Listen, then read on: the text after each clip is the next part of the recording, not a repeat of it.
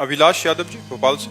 राधे राधे महाराज जी। राधे राधे महाराज जी। महाराज जी, पिछले एक वर्ष में जब से आपका सत्संग सुना है, श्री जी की कृपा से 1,54,00,000 नाम जप हो गया महाराज जी, जिसमें मुझे परोपकार की भावना उत्पन्न हो रही है महाराज जी। अभी इनका कहना था कि जैसे कोई दीन ही नहीं, आप किसको देखता हूँ तो अपना भजन दे देता हूँ कि मेरा इतना भजन उनको दे दो। तो महाराज जी, ऐसा करने से भजन नष्ट? नहीं, पहले तो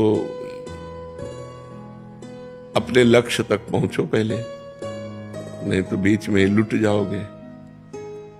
भगवत प्राप्ति जब तक ना हो, अब तुम्हारे को प्रक्रिया बदलनी चाहिए। जो भजन करो वो भगवान को समर्पित करो, जो भजन करो वो भगवान को समर्पित करो। जिसको दीन दुखी देखो तो तन से धन से सुख पहुंचाने की चेष्टा करो और मन से भावना करो, भगवान आप तो परम उदार हो, आप इसे ठीक कर दो। भजन भगवान को दो, प्रार्थना भगवान से करो। शरीर से और धन से अगर सेवा बनती है तो वो सेवा कर दो, भजन भगवान को दो भगवत प्राप्ति के लिए। जब तक भगवत प्राप्ति ना हो जाए तब तक भजन खर्चा करने का बिल्कुल अधिकार नहीं रखना चाहिए। महाराज जी, उस समय मन बहुत द्रवित हो जाता है। तो तन से सेवा कर दो और मन से प्रार्थना कर दो।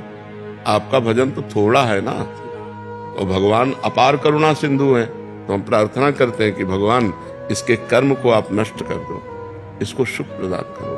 हे भगवान, आप इसके दुख को दूर करो। ये तो हर भक्त विनय कर सकता है। तो विनय करना, शरीर से और धन से सेवा करना, भजन को भगवान के चरणों में समर्पित करना, वो सिर्फ भगवत प्राप्ति के लिए। हमारा जन्म साधन धाम मोक्ष कर द्वारा, हम भगवत प्राप्ति के लिए भजन करते हैं। और दूसरी बात, सब में भगवान है, सब रूपों में भगवान है। तो जब कोई दुखी हो तो देखो भगवान दुख की लीला कर रहे हैं। तो हमसे जो बन सके हम तन मन धन से सेवा कर दें, लेकिन भजन भगवान को दें। भजन का फिर उससे लक्ष्य की प्राप्ति में बाधा पड़ती। महाराज जी, विचार ऐसा आता है कि मैं तो और भजन कर लूंगा, लेकिन शाम तक जियोगे आपको पता है क्या? शाम तक आप जियोगे क्या, ये कोई गारंटी तो है नहीं ना। तो पहले हम अपना कार्य करते हैं मनुष्य जीवन का, पहले अपना कल्याण करें, अपने को भगवत प्राप्ति करें।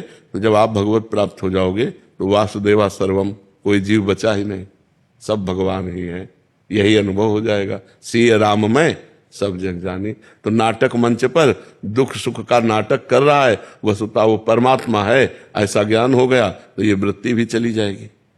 समझ रहे ना?